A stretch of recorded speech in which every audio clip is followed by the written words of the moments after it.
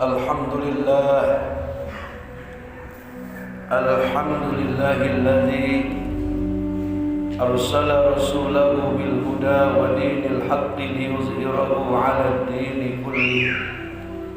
Ashhadu an la ilaha illallah wahdahu la syarika lah wa ashhadu anna Muhammadan 'abduhu wa rasuluhu la nabiyya ba'da. Allahumma salli ala sayyidina wa habibina wa syafi'ina wa qurrati a'yunina wa maulana Muhammad ibn Abdullah wa ala alihi wa sahbihi wa man tabi'ahu wa sunnatahu wa jama'atahu fi yawmina hadha ila yawmin nahdur. Amma ba'du fa ya ibadallah, usikum wa nafsi bitaqwallah. Ittaqullaha haqqa tuqatih wa la tamutunna illa wa antum muslimun. Para jamaah salatul Jum'ah Masjid Jami Miftahul Jannah yang diberkahi, dirahmati dan dimuliakan Allah Subhanahu wa taala. Alhamdulillah summa alhamdulillah atas karunia berbagai macam nikmat yang diberikan kepada kita sekalian, terutama nikmat kesehatan lahir dan batin, nikmat iman dan panjang umur, serta kita diberikan kesanggupan untuk melawan hawa nafsu, sehingga pada Jumat yang barokah dan mulia ini kita bisa hadir di rumah Allah dalam rangka duduk tadarruk taqarrub kepada Allah Subhanahu wa taala, dalam rangka mengharapkan ampunan Allah, mengharapkan rahmat Allah, mengharapkan keberkahan Allah. Saudara hadirin ma'asyiral muslimin rahimakumullah, varian daripada penyakit COVID-19 ada lagi timbul, Omikron namanya. Lagi-lagi jangan panik, jangan takut, jangan gelisah, jangan was-was, jangan menjadi paranoid. Ingat, di atas segala-galanya ada kekuasaan Allah, ada perlindungan Allah, ada pertolongan Allah. Syaratnya Allah kasih tahu dalam surah Al-Quraisy, di mana Allah nyatakan dengan jelas, "Falyabudu rabb hadzal bait." Maka sembahlah Allah yang memiliki Ka'bah, maka tunduk, taat dan patuh, rukuk dan sujud kepada Allah di masa-masa musibah yang berkepanjangan sampai hari ini. Menjalankan ibadah perintah solat yang wajib itu penting adanya dan merupakan pokok dalam wujud syukur kita sebagai manusia, yang memang keberadaan manusia dan jin di atas dunia ini diciptakan oleh Allah untuk menyembah kepada Allah. Falyabudu rabb hadzal bait, menyembah kepada Allah, beribadah kepada Allah di samping yang wajib, yang sunnah, saudara-saudara. Qobliyah, ba'diyah, rawatibnya, kemudian solat nafilahnya tengah malam, jam 12 malam, jam 1 malam, jam 2 malam, atau sepertiga malam. Dan ingat, Allah menciptakan malam bukan untuk mancing, saudara-saudara. Allah menciptakan malam bukan untuk kita main catur. Allah menciptakan malam bukan untuk kita lontang-lantung tanpa arah dan tujuan. Allah menciptakan malam untuk kita mendekati kepadanya, memohon pertolongannya, menghambakan dirinya kepadanya. Wa minal laili fatahajjat bihi nafi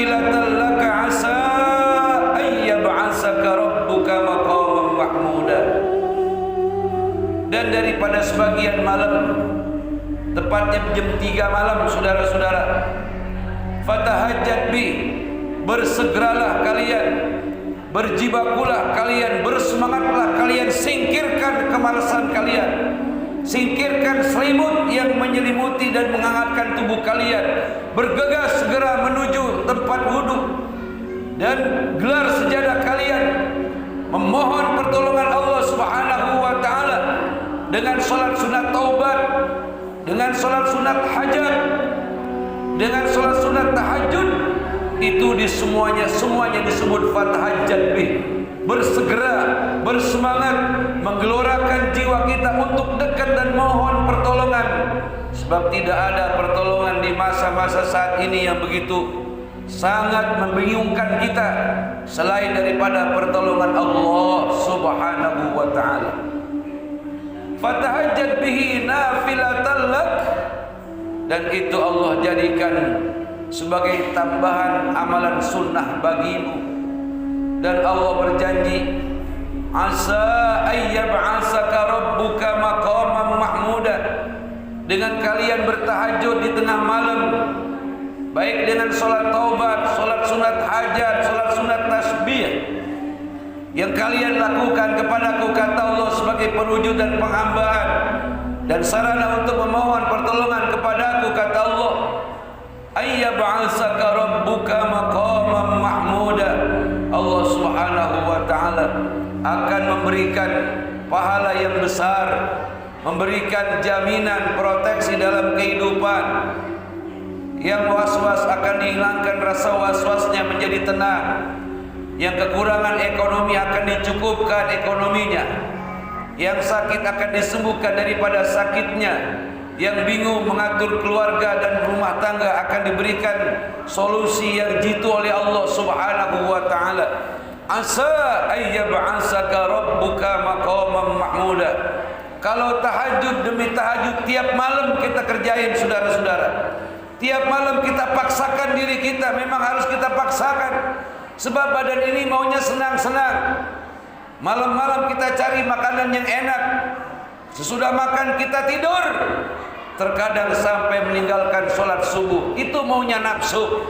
Makanya kita lawan dengan bertahajud, memohon pertolongan Allah, memohon keberkahan Allah, memohon rahmat Allah, agar kita di tengah-tengah orang pada kebingungan menghadapi musibah demi musibah yang tidak ada habis-habisnya ini, kita mendapatkan pertolongan daripada pertolongan Allah Subhanahu wa taala. Dari semua itu yang kalau kita terus-menerus istiqomah mendirikannya, istiqomah mengerjakannya, Allah memberikan satu janji yang pasti, maqaman mahmuda, kedudukan yang mulia di sisi Allah Subhanahu wa taala. Apa itu kedudukan mulia? Orang-orang yang dia mendawamkan beristiqomah tahajud setiap malam. Yang pertama, Allah akan ijabah dia punya doa. Yang kedua, aman daripada penyakit. Yang ketiga, oleh Allah Subhanahu wa taala diberikan firasat yang tepat tentang sesuatu yang bakal terjadi, baik yang akan menimpa dirinya, keluarganya, ataupun orang-orang terdekatnya.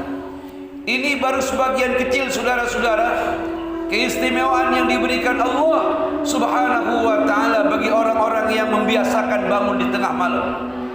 Kembali kita kepada Allah, kembali kepada mengharap pertolongan Allah Subhanahu wa taala. Kalau tidak mendapatkan pertolongan Allah, atau kalau bukan dengan pertolongan Allah, saudara-saudara, niscaya kita tidak akan sanggup melawan daripada percikan-percikan virus yang disebar oleh Dajjal alaihi laknatullah. Kalau memang ini musibah, ada ketentuan waktunya, saudara-saudara.